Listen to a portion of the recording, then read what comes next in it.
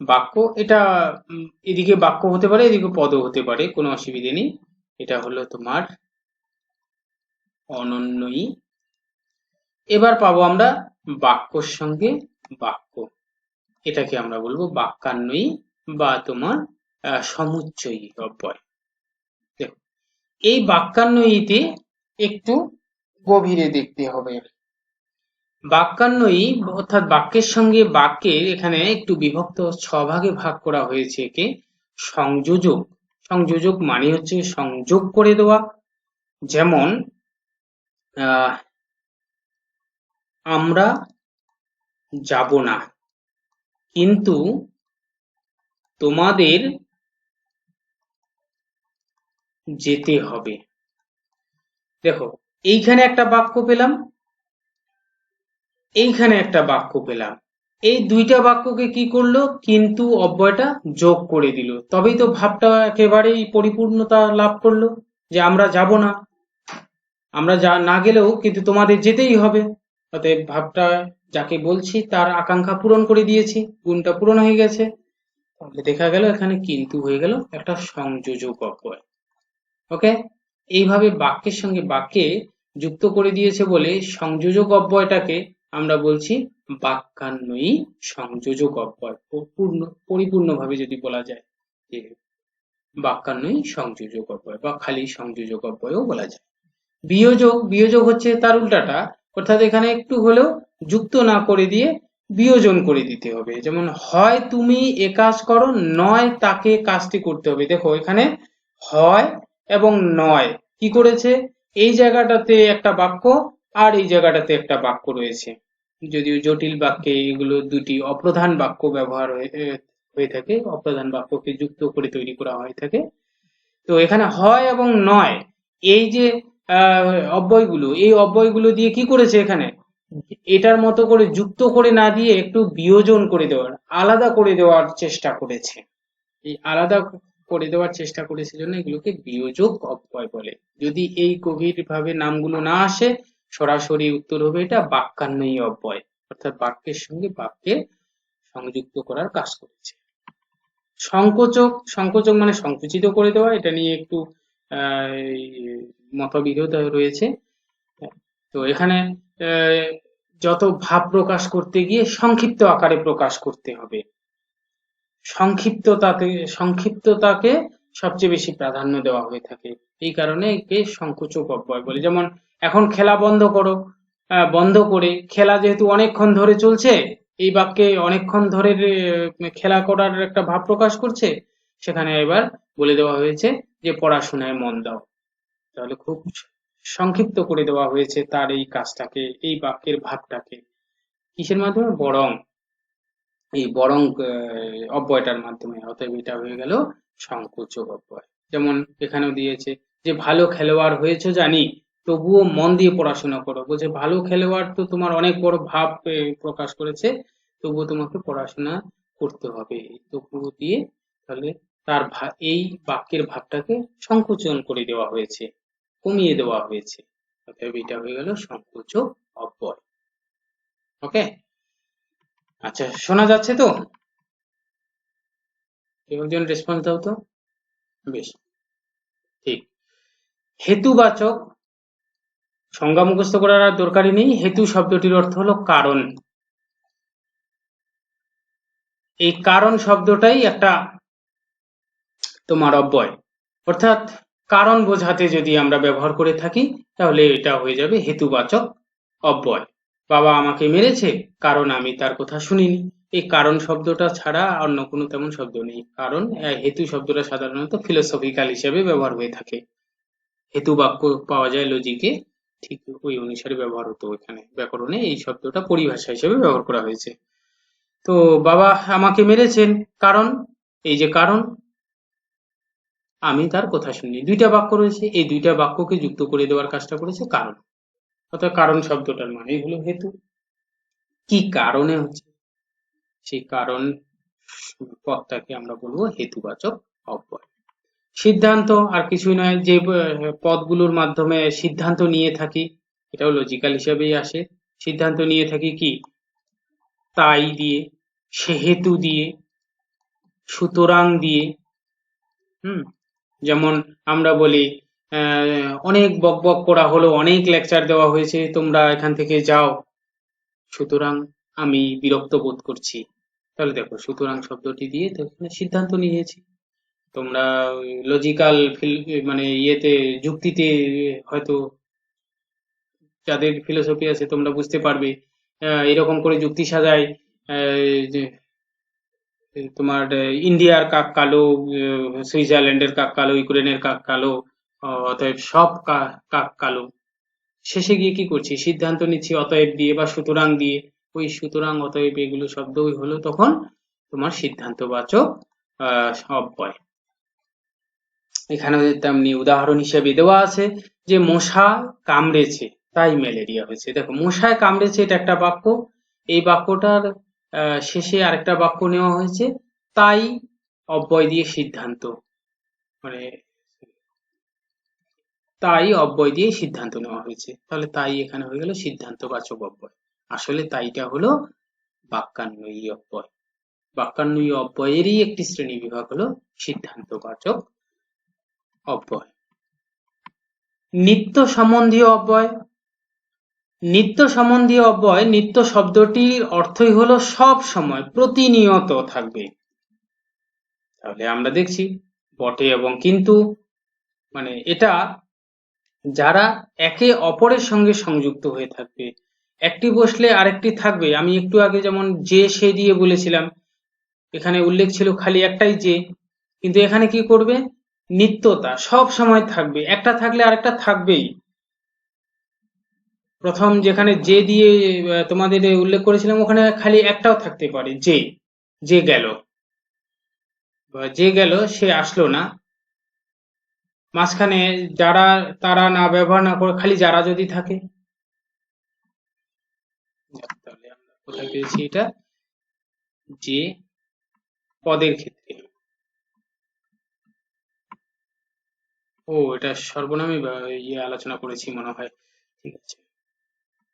তাহলে দেখো বটে এবং কিন্তু এটা সাধারণত ব্যবহার করা হয়ে থাকে যেমন তেমন, যখন তখন, যে বাক্যই গঠন করি না কেন তোমার কি করতে হবে, যখন তখন, যেমন তেমন, যেমনি কর্ম তেমনি ফল, এই যে একসঙ্গে শব্দগুলো ব্যবহার হয়ে যাচ্ছে, পদগুলো ব্যবহার হয়ে যাচ্ছে, একটার সঙ্গে অপরটা একেবারে সম্পর্কযুক্ত হয়ে আছে, ব্যবহার না করলে ভাবটা সঠিকভাবে পূর্ণতা প্রকাশ পাচ্ছে না, তখন আমরা তাকে বলবো নিত্য সম্বন্ধী অব্যয়। চলো তাহলে মোটামুটি অব্যয় ক্লিয়ার হয়েছে। থেকে গেল ক্রিয়া। বলতো ক্রিয়া কাকে বলছে, কেউ একজন বলো, ক্রিয়া কাকে বলে? যার দ্বারা কাজ করা বোঝায়। তাহলে ক্রিয়া আমরা বুঝলাম করা, হওয়া, ঘটা, যে ধরনের পদে কোনো না কোনো কিছু করা, হওয়া, ঘটা বোঝাবে তাকে আমরা বলবো ক্রিয়া। এই ক্রিয়া একটা সব্যয় পদ আমরা দেখেছি, কারণ এটাও পরিবর্তন হয়, এটার আরেকটা নাম আমরা দিতে পারি নাম পদ শ্রেণী বিভাগ থেকে। এই ক্রিয়াটা কিভাবে তৈরি হয়, একটা ধাতু থেকে তৈরি হয়, ধাতুর সঙ্গে কি যুক্ত হয়ে, বিভক্তি যুক্ত হয়ে, বিভক্তি যুক্ত হয় বলেই তো এটা বাক্যে ব্যবহার হয়, তাই না? তাহলে ধাতুর সঙ্গে বিভক্তি যুক্ত হয়ে, যেমন উদাহরণ হিসেবে আমরা যদি বলি, হ্যাঁ, যেমন ওখানে আমি লিখেছি বিনা পড়িতেছে, আচ্ছা পড়িতেছে লিখি, পড়িতেছে, পড়িতেছে, দেখো এখানে পর হচ্ছে তোমার মূল অংশ, এটা হলো ধাতু। বাংলা ব্যাকরণে ধাতু সাধারণত রুট চিহ্ন হিসেবে ব্যবহার করা হয়। তাহলে এর সঙ্গে বিভক্তি কি যুক্ত হয়ে আছে, ইতে, ইতেছে, পর যোগ ইতেছে, পড়িতেছে, এটা সাধারণত ক্রিয়া বিভক্তির ক্ষেত্রে ব্যবহার করা হয়ে থাকে। দেখো এর আগে যেগুলো বলেছি নাম পদের সঙ্গে যেগুলো যুক্ত হয়ে থাকে, নাম পদের সঙ্গে যুক্ত হওয়া বিভক্তিগুলোকে আমরা সাধারণত কারক বিভক্তি বলে থাকি। ওকে, কারক বিভক্তি, যেগুলো আমরা কারক বিভক্তি করার সময় ব্যবহার করে থাকি। আর ক্রিয়ার সঙ্গে যে বিভক্তিটা যুক্ত হয়ে থাকে তাকে আমরা বলবো ক্রিয়া বিভক্তি। বিভক্তিকে দুভাগে ভাগ করা হয়ে থাকে, একটা কারক বিভক্তি, কারক বিভক্তিটা নামপদের সঙ্গে যুক্ত হয়ে থাকে বা শব্দের সঙ্গে, নামপদ আর শব্দ একে শব্দের সঙ্গে যুক্ত হয়ে থাকে, আর ক্রিয়া বিভক্তিটা সবসময় ধাতুর সঙ্গে যুক্ত হয়ে থাকে। এই ধাতুর সঙ্গে যুক্ত হয়ে থাকা বিভক্তিটা তোমার কারক বিভক্তিতে আলোচনা হয় না, কারণ ক্রিয়ার সম্পর্ক তৈরি করা হয় না, ক্রিয়ার সঙ্গে যে পদগুলো আছে তার সম্বন্ধ তৈরি করা হয় বলে ক্রিয়া বিভক্তিকে সেখানে আলোচনা করা হয় না। তাহলে আমরা এখানে পেলাম ক্রিয়াপদ। ক্রিয়াপদে তোমার বিভক্তি ধাতুর সঙ্গে বিভক্তি যুক্ত হয়ে তৈরি হয়েছে ক্রিয়া। সেই ক্রিয়াকে কেন্দ্র করে হওয়া, করা, ঘটা ইত্যাদি বোঝাচ্ছে, তাকে আমরা ক্রিয়াপদ বলবো। ক্রিয়াপদ একটা সব্যয় পদ, তার আলাদা নাম হলো নামপদ। এই নামপদের ক্ষেত্রে ক্রিয়াপদে একটা বাক্যে আমরা কিভাবে বের করব? দেখো আমি লিখছি এখানে সে ভিজতে ভিজতে কাজ করে। আচ্ছা, প্রথম পদটা আমরা জানি এটা সর্বনাম পদ। ভিজতে ভিজতে কাজ করে, এই পদগুলো কি? কেউ বলো তো, ভিজতে ভিজতে কি বলবে?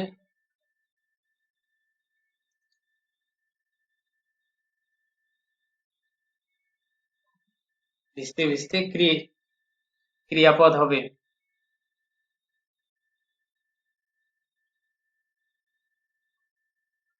আচ্ছা, কাজ করা এটা ক্রিয়াপদ, আমরা বুঝে গেছি, সে কাজ করছে যেহেতু।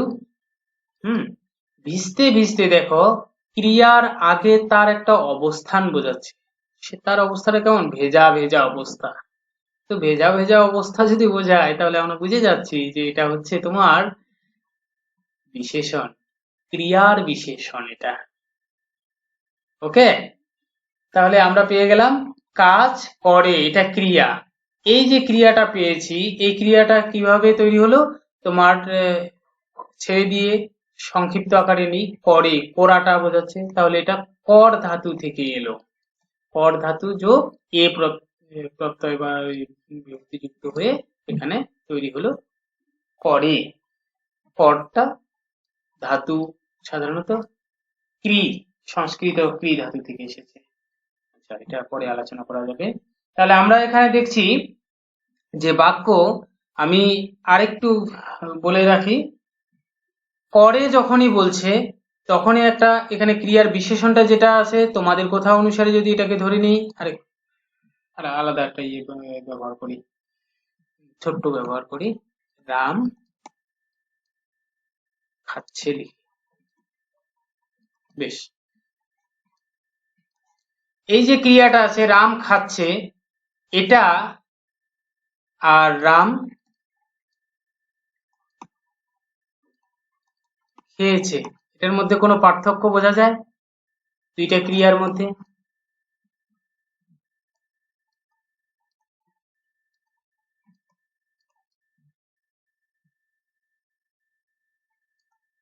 এটা খাওয়া হয়ে গেছে।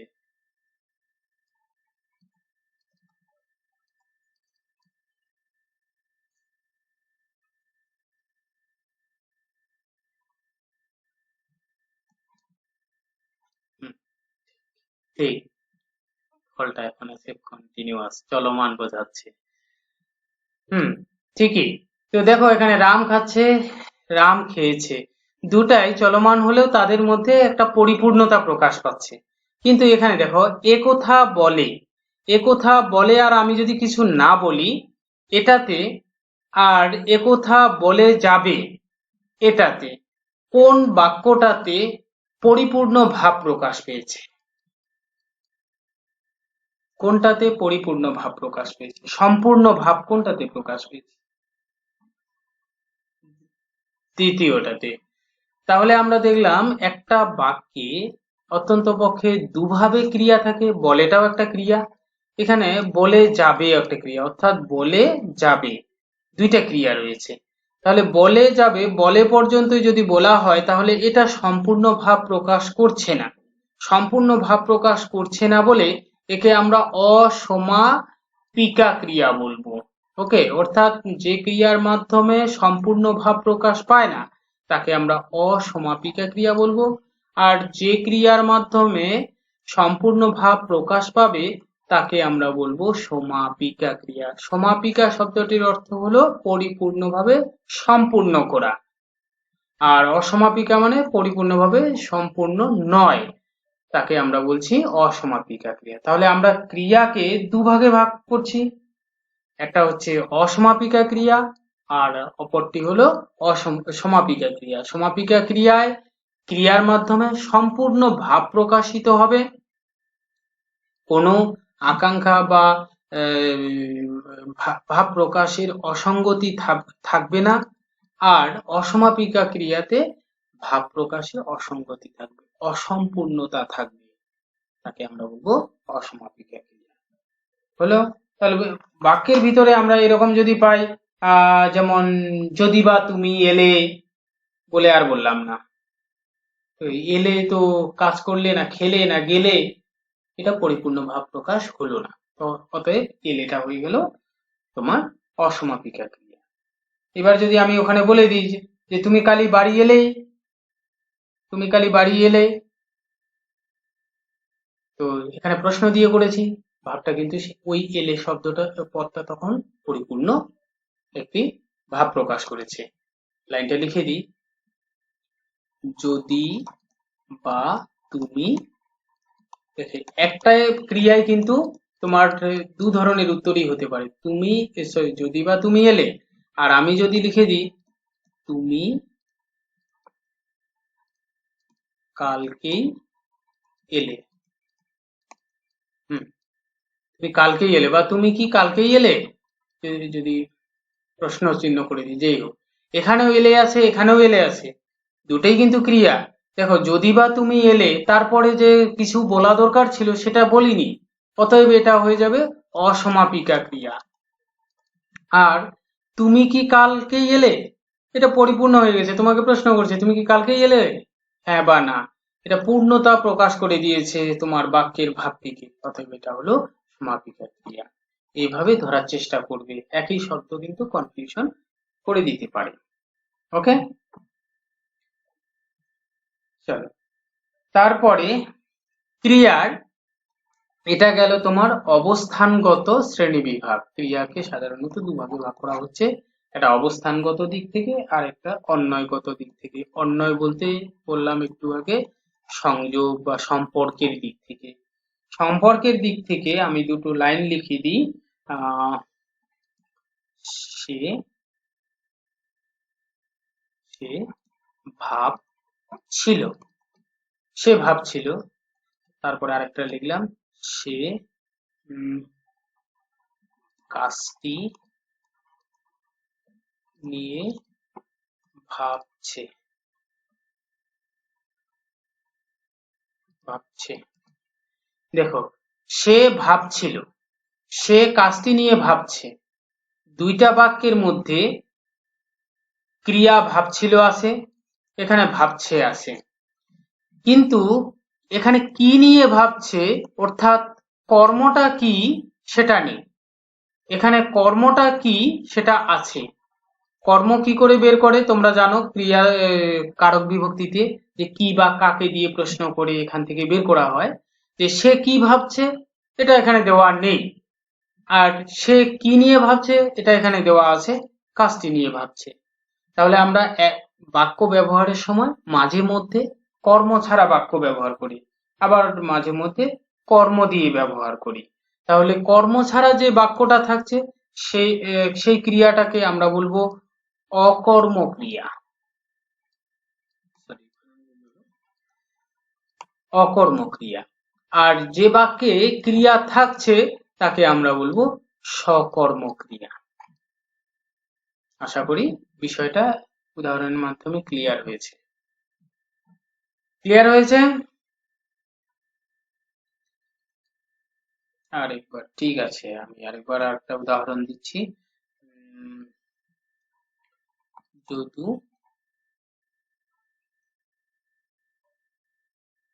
আচ্ছা, যদু আহ খেয়েছে,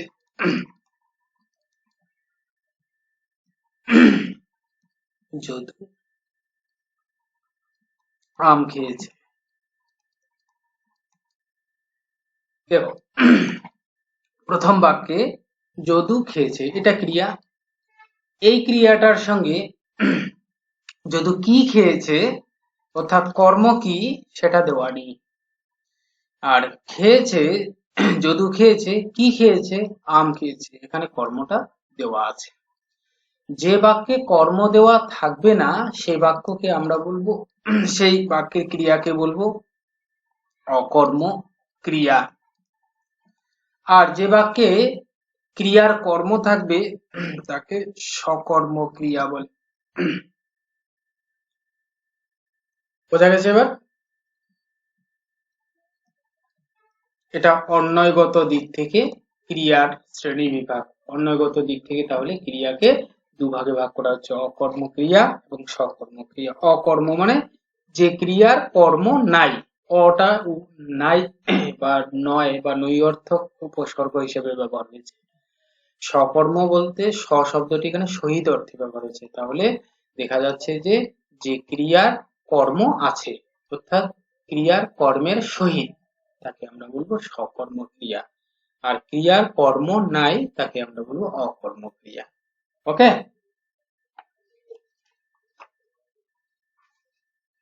আচ্ছা, এখানে আরেকটা বিষয় তোমাদের অল্প মানে পিডিএফটাতে দেওয়া নেই, ম্যাক্সিমাম বইয়েই দেওয়া নেই, তবুও বিষয়টা তোমাদের জানিয়ে রাখি। পঙ্গু ক্রিয়া বলে মাঝে মধ্যে একটা ক্রিয়া ব্যবহার হয়ে থাকে। তোমরা দক্ষিণ চব্বিশ পরগনা হবে কি, বিশেষ করে এরকম ব্যবহার হয় না, ইষ্টি কুটুম সিরিয়ালটাতে মনে হয় বাহা চরিত্রটা বেশি ব্যবহার করেছে। তুমি যাবে বটেক, যাবেক বা যাবে, যাবে বটে, এরকম ব্যবহার করেছে না? যাবেক বা যাবে বটে, বা বটেক, বটে কাজটি করবে বটে, কোথাকার? বীরভূম না? আচ্ছা, বেশ, তাহলে ঠিক আছে। হ্যাঁ, ওইদিকে যে শব্দটা পদটা বেশি ব্যবহার করা হয়ে থাকে, ওই পদটাকে সাধারণত পঙ্গু ক্রিয়া বলা হয়ে থাকে। হ্যাঁ, কোথাও যেন জলকে যাবে, আহ, কি লাইনটা যেন থাকে, মনে পড়ছে না এই মুহূর্তে। বিশেষ করে আমি শুনেছি আর কি, বাহা চরিত্রটার মুখের ভাষা খুব এই ধরনের ব্যবহার করেছে, বটেক বটেক, চল যাবে। হ্যাঁ, হ্যাঁ, হ্যাঁ, এই বটে পদটাকে সাধারণত পঙ্গু ক্রিয়া বলছে। ওকে? পঙ্গু ক্রিয়া এই কারণে বলে যে এটা দিলেও হয় না দিলেও হয়।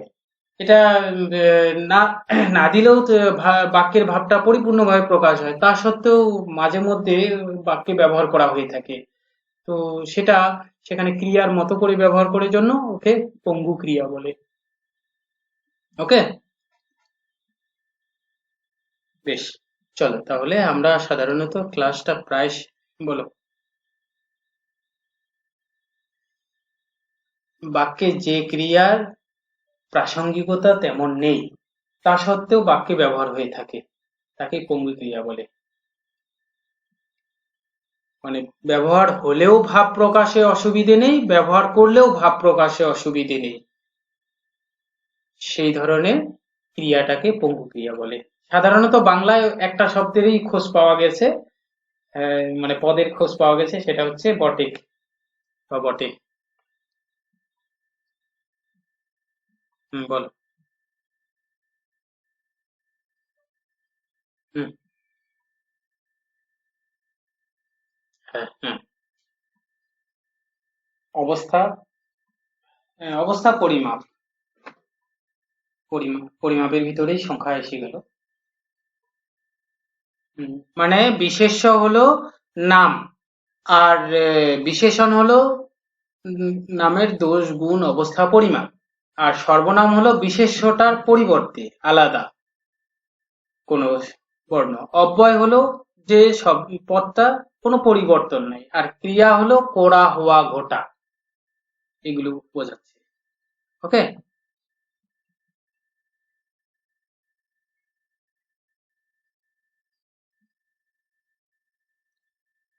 হ্যাঁ, ওই জন্য ওখানে লাইন তৈরি করবি, যেমন থুরথুরি। হ্যাঁ, থুরথুরে শব্দটা যখন দেওয়া থাকবে, হ্যাঁ, সব সময় এই জন্য বললাম পদ বের করতে গেলে তোমাকে নিজের মতো করে একটা বাক্য ব্যবহার করে তৈরি করতে হবে। বাক্যে আমি যে থুরথুরিটা দিয়ে যদি করি যে থুরথুরে বুড়ো, সাধারণত থুরথুরে বুড়োই হয়, তাই না? থুরথুরে বুড়ো, এই বুড়ো কিন্তু আমাদের ইয়ে এসে গেল, বিশেষ্য এসে গেল। বিশেষ্যের আগে বুড়োটার অবস্থা কেমন? থুরথুরে কাঁপছে, তাহলে তার অবস্থা বোঝাচ্ছে। তো নিশ্চয়ই এটা বিশেষণ হয়ে গেল। বুঝতে পারলে? যেমন একবার মনে হয় প্রশ্ন এসেছে 2012 কি 14, যতদূর সম্ভব, আধুনিকতা। আধুনিকতা বিশেষণ না বিশেষ্য? আধুনিকতা বলো তো হ্যাঁ, ওইটাই বলছি, 2012 না 14 এরকম একটা এসেছিল যে আধুনিকতা শব্দটি বিশেষ্য না বিশেষণ। আরো অপশন ছিল, দুটোই বলছি। বলো তো আধুনিকতা শব্দটা, শব্দ তো বলবো না, এখন পদ বলবো, বিশেষ্য না বিশেষণ এটা হবে? হুম, বিশেষণ হবে।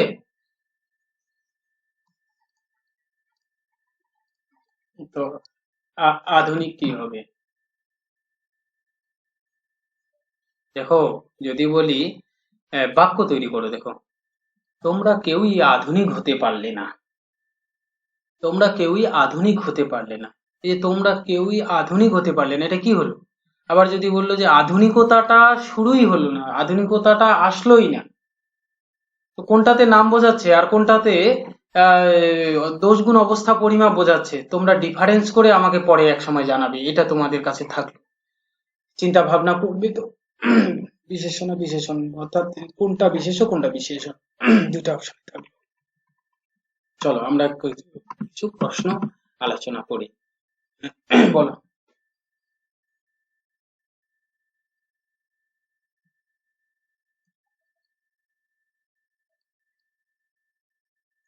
হুম হুম হুম হুম।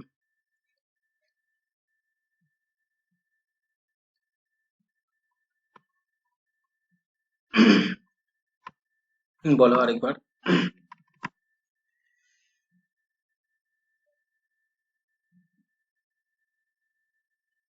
হুম হুম হুম।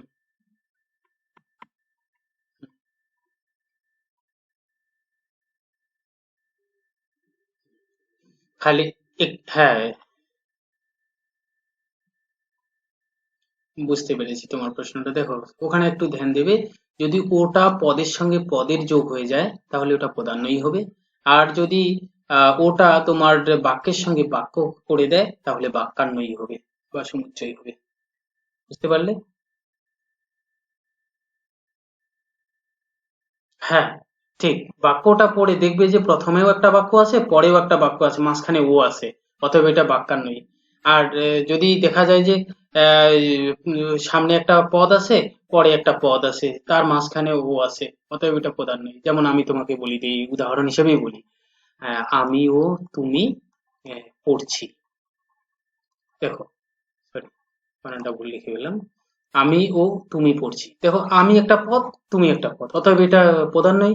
এবার যদি বলি আহ, সা- যে আমি খেলাম, আম, আমি খেলাম, এটা একটা বাক্য হয়ে গেল। ও তোমরাও খেলে। হুম। তো দেখো, এখানে এদিকেও একটা বাক্য হলো, যে এইখানে একটা বাক্য, ওখানে একটা বাক্য, অথচ এখানে ওই লিখেছি। তো অতএব এটা বাক্যান্বয়ী বা সমুচ্চয় হয়ে গেল। ক্লিয়ার হয়েছে বিষয়টা? ঠিক। হুম হুম। পদান্বয়ী হচ্ছে। ওকে, তাহলে ঠিক আছে। হ্যাঁ, বলো।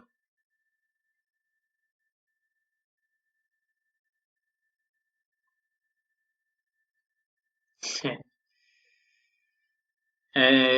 বিভক্তি যখন আলোচনা করব তখন না হয় একটু বলে দেবো। এখন যেটা পদ আলোচনা করছি, এখানে বলছি পদ বের করতে গেলে খুবই কনফিউশন করে দেয়।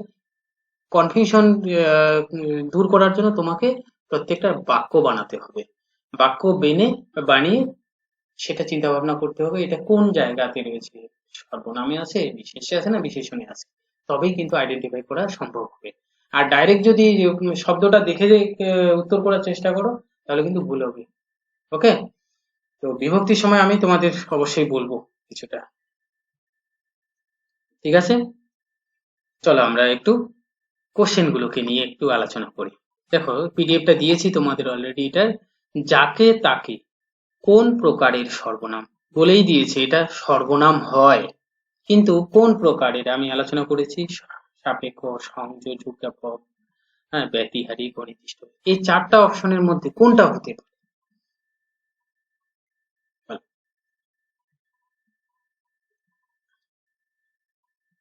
অনির্দিষ্টতা কি করে হলো? অনির্দিষ্টতাতে আমরা যদি যাই,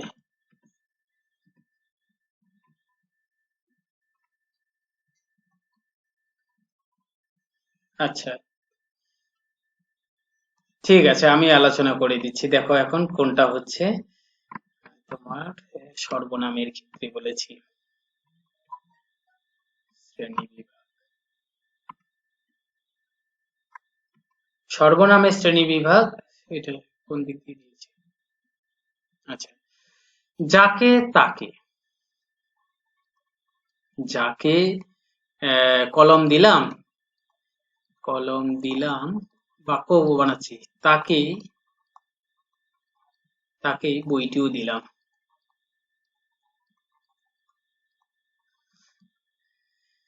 তাহলে দেখো যাকে তাকে কি করলো? অনির্দিষ্ট কোনগুলো হয়? যেগুলো নির্দিষ্টতা নেই, যেমন কেউ, কেউ এলো না, হয় না? হ্যাঁ, কোনো প্রকারই কোনো, যেমন এই যে এগুলোতে কোনো ধরনের নির্দিষ্টতা থাকে না। আর ব্যতিহারিক বলতে যেমন বিনা, এগুলোকে ছাড়া, ব্যতীত। সংযোজক মানে যুক্ত করে দেয়, তো দুইটা জায়গায় এক জায়গায় যুক্ত করে, যেমন কিন্তু, বরং, এগুলো এসে যায়। যদি যা ছিল, এটা ছিল যা আমার নেই, হ্যাঁ, তো এটা কি করলো? দুটা বাক্যকে যুক্ত করে দিল, তাহলে এটা সাপেক্ষ হলো না? একটার সপক্ষে আরেকটা এসে যাচ্ছে, তাই না?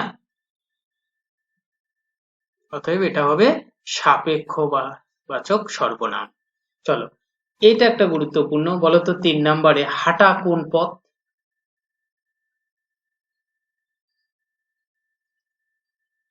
গুড, সবাই এক বাক্যে ক্রিয়া বলছো, তাই তো? হাঁটা, বাক্য বললাম তোমার হাঁটা ভালো নয়,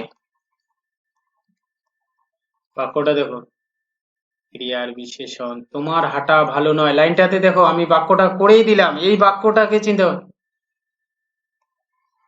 দেখো, তোমার হাঁটা ভালো নয় বলেছে, তো সেখানে এটা তোমার যে হাঁটা, তোমার যে চলনটা, সে চলনটাকে নির্দিষ্ট করে নামকরণ করে দিয়েছে তোমার, সেটাকে হ্যাঁ, এখানে ক্রিয়া বলছে না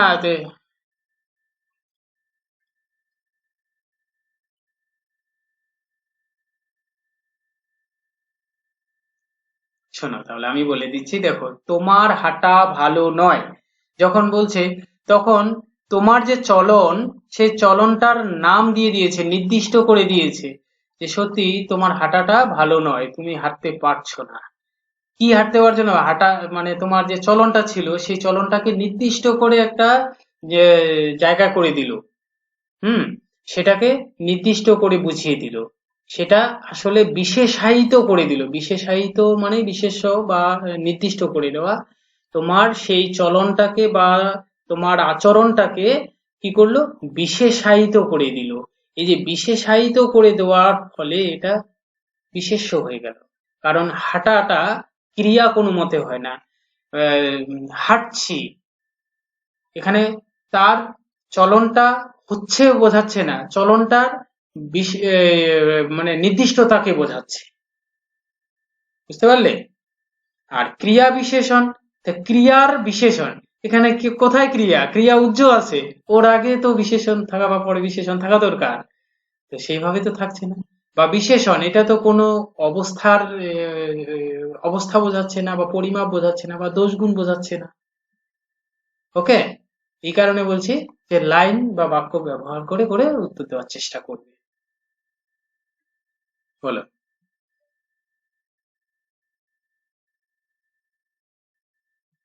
ক্রিয়া তো তোমরা হাঁটছো, তোমরা হাঁটিতেছো, তোমরা হেঁটে যাচ্ছ, এইভাবে হবে নির্দিষ্ট করে। হ্যাঁ, নিশ্চয়ই, ক্রিয়া হলেই তো কালকে নির্দিষ্ট করতেই হবে। অবশ্যই ক্রিয়ার কালকে নির্দিষ্ট করতেই হবে, কাল ছাড়া ক্রিয়া হতেই পারে না। ওকে, ওই কারণে টেন্স করতে হয়। ঠিক আছে, ওটা পরে কোনো এক সময় আলোচনা করা হবে। চলো পরের প্রশ্ন। রাশি রাশি ভাড়া ভাড়া ধান কাটা হলো সারা। এটা লাইনটা সোনারতরী কবিতা থেকে নেওয়া। যাই হোক, রাশি রাশি, রাশি রাশি যে পদটা রয়েছে, সমষ্টিবাচক। আর কেউ কিছু বলবে? অনুকার অবয়বে। দেখো, সাপেক্ষ বলতে একটার সপক্ষে আরেকটা, এটা তো আমরা জানি। নির্ধারক বলতে বোঝানো হচ্ছে আচ্ছা, আলোচনা করছি, তারপরে দেখো কোনটা হয় তোমরা ডিসাইড করে বলবে। সাপেক্ষ বলতে একটার সপক্ষে আরেকটা, আর নির্ধারক বলতে বোঝানো হচ্ছে নির্দিষ্ট করে দেওয়া, আহ, কিছুটা গণ্ডিবদ্ধ করে দেওয়া। অনুকার বলতে হচ্ছে একটা শব্দের সঙ্গে আরেকটা অর্থহীন শব্দ লাগিয়ে দেওয়া, যেমন বলে দিই উদাহরণ, জল টল, চা টা, এই ধরনের। সমষ্টিবাচক বলতে বোঝানো হচ্ছে অনেকগুলো জিনিসকে একসঙ্গে সমষ্টি করে দেওয়া, জোট করে দেওয়া। এবার বলো তাহলে কোনটা হতে পারে?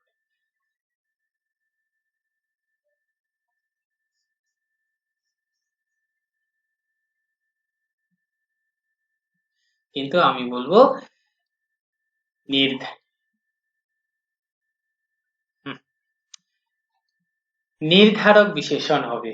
কেন নির্ধারক বিশেষণ হবে সেটা বলে বলে দিই। সমষ্টিবাচক আর নির্ধারণের মধ্যে কনফিউশন তৈরি হচ্ছে বলেই এই কোশ্চেনটাকে এখানে তৈরি করা হয়েছে, যাতে কনফিউশন হয়ে ভুল উত্তর দিয়ে দেয়। হুম। দেখো, হ্যাঁ, হ্যাঁ, বিশ্লেষণ করছি।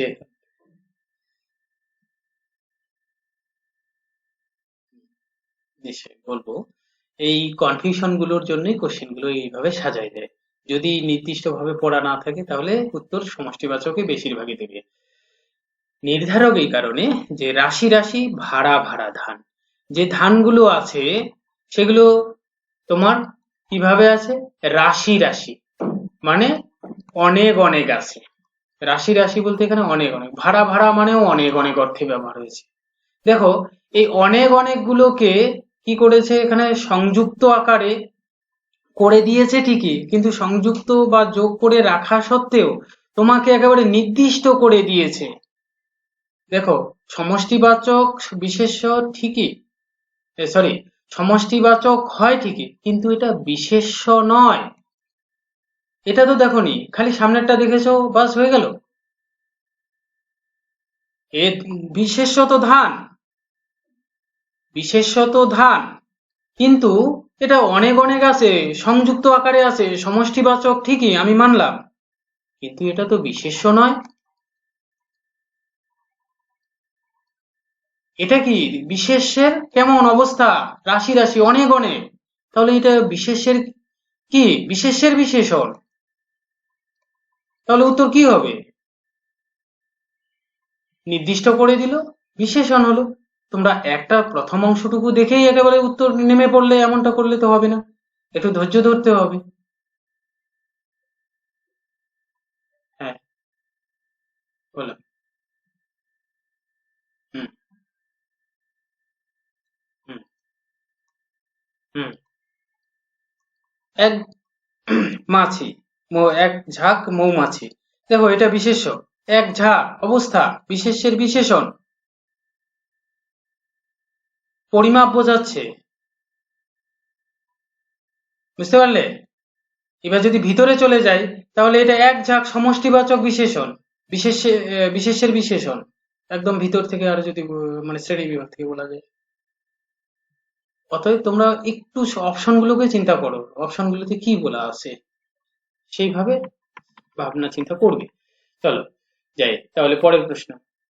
এ এ এই এরা কোন জাতীয় সর্বনামের উদাহরণ?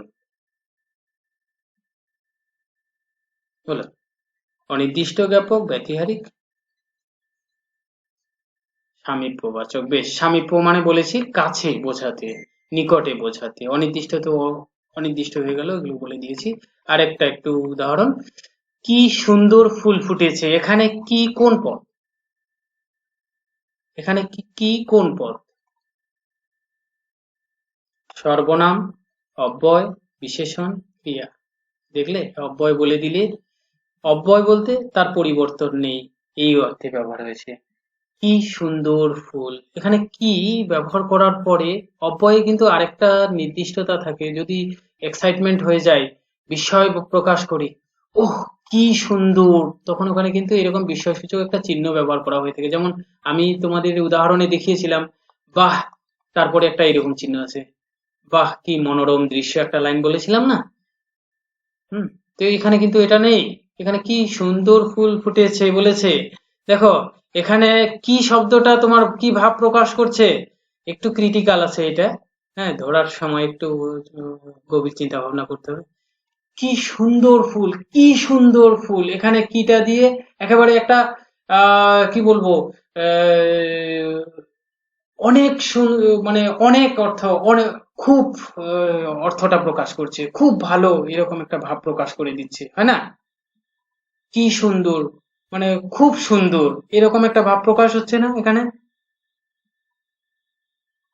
উচ্ছ্বাস প্রকাশ হচ্ছে। যদি এই চিহ্নটা, অর্থাৎ বিস্ময়সূচক চিহ্নটা কি এর পরে না থাকে, তাহলে ওটা অবশ্যই বিশেষণ হবে। ওকে, কেননা এখানে কি সুন্দর এটা ভাব প্রকাশ করছে, খুব, অনেক, এই ধরনের একটা ভাব প্রকাশ করে দিচ্ছে। এটা একটু ক্রিটিক্যাল যদিও, আহ, এটা অনেক ভাবনা চিন্তার প্রয়োজন আছে। মোটামুটি যারা বাংলা অনার্স নিয়ে, কেউ আছো নাকি বাংলা অনার্সে?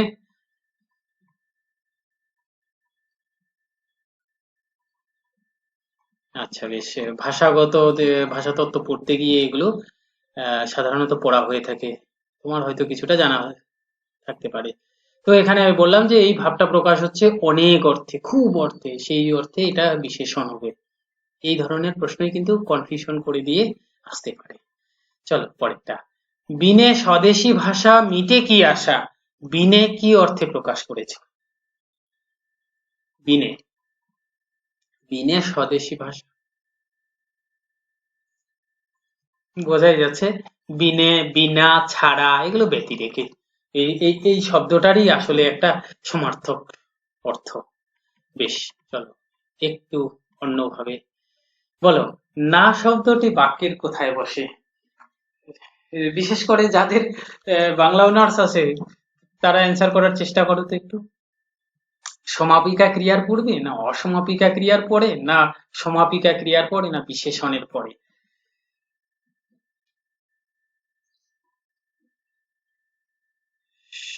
সমাপিকা ক্রিয়ার পরে। আচ্ছা, অসমা সমাপিকা ক্রিয়া ও পরে, এটা গড়, তাই তো? কেন হলো? কেন হলো?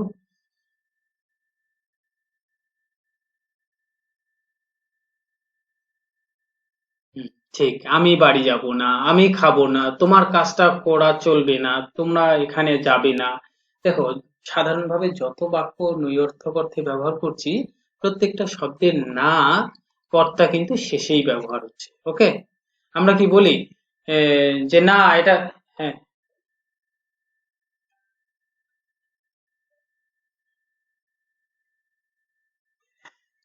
তো কি, তো কি হলো, তো কি?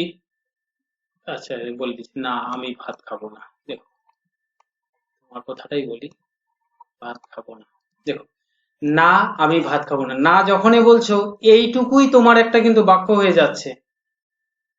এক অক্ষরে তুমি একটা অর্থে পরিপূর্ণ ভাব প্রকাশ করে দিলে, তুমি অস্বীকার অসম্মতি জানালে এই না দিয়েই প্রথমে, অতএব এখান থেকেই তোমার একটা আলাদা বাক্য হয়ে গেল। অতএব তো আলাদা বাক্য যেহেতু করলে, এখানে তো সমাপ্তি শেষই করে দিলে, শেষই তো ব্যাপার, এখানে তো বাক্যটার শেষেই ব্যবহার করছো, করছো কিনা? তো সেখানে কোথায় মাঝখানে ব্যবহার হচ্ছে? কোথাও কোথাও কবিতার লাইনগুলোতে ব্যবহার করা হয়ে থাকে ছন্দের মিলনের কারণে। কবিতার লাইনে আমরা কিন্তু কবিতার ভাষা দিয়ে কথা বলি না, অতএব কবিতায় ব্যাকরণ খাটে না, ওখানে ছন্দ খাটে। কবিতার বাক্যকে টেনে আনলে এখানে হবে না। ওকে, তারপরের লাইন দেখো, পরের প্রশ্ন, যাদের শাসনে হলো সুন্দর কুসুমিতা মনোহরা, এখানে বিশেষণ আছে কয়টি? একটি, দুটি, তিনটি, চারটি, কয়টি আছে? যাদের শাসনে হলো সুন্দর কুসুমিতা মনোহরা, কি কি? ঠিক, সুন্দর কুসুম,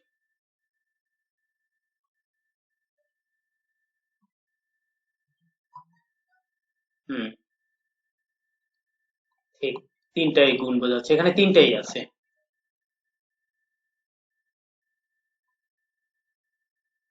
হুম, ঠিক, যাদের হচ্ছে তোমার সর্বনাম। এখানে শাসনে হলো, শাসন হওয়া, এটা সাধারণত ক্রিয়ার বিশেষণ। যদি ক্রিয়া হলো আলাদা করে ধরি, তাহলে তোমার ক্রিয়ার বিশেষণ অর্থে ব্যবহার হয়েছে, ক্রিয়া বিশেষণ। ওকে, আর পুরোটাই একটা যখন শব্দ পড়াবো তখন বুঝতে পারবে যে এগুলো হচ্ছে সাধিত শব্দ হিসেবে এখানে ব্যবহার হয়েছে। যাই হোক, ওইটা তো সেখানে আলোচনা করা হবে। তাহলে আমরা এখানে তিনটা পেলাম, কারণ সুন্দর কুসুমিতা মনোহরা। হ্যাঁ বলো।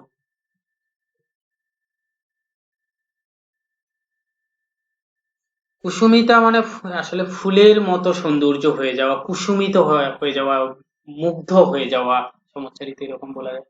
আহ, সৌন্দর্যময়, কি বলবো, ফুলের মতো সৌন্দর্য হওয়া, মুগ্ধ করে দেওয়া।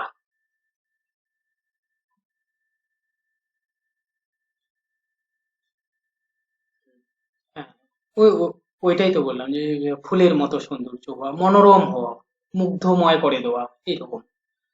ওকে, আর মনোহরা শব্দটির অর্থ হয় মুগ্ধ করে দেওয়া, এটা পুরোপুরি অর্থ।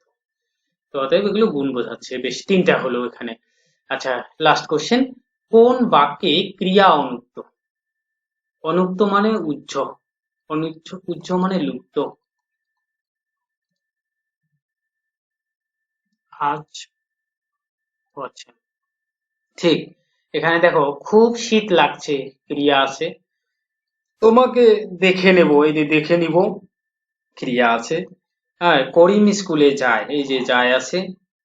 আজ প্রচন্ড গরম, এখানে ক্রিয়া নেই, আজ প্রচন্ড গরম আছে, বা আজ প্রচন্ড গরম চলছে, এই যে চলা হয়, আছে, এই ক্রিয়াটা এখানে অনুক্ত বা উচ্চ আছে। ওকে, বেশ, এটা উত্তর হয়েছে। বেশ, তোমরা অনেকটাই জানো তাহলে সেই দিক থেকে। ঠিক আছে তাহলে, আশা করি মোটামুটি পদের সেই প্রকরণ বা শ্রেণী বিভাগগুলো তোমরা শিখে গেছো। তোমাদের খালি একটাই হোম টাস্ক দিয়ে রাখলাম, যেটা হচ্ছে আধুনিক এবং আধুনিকতা একটু বের করে আমাকে নেক্সটে জানাবে। ওকে, কারণ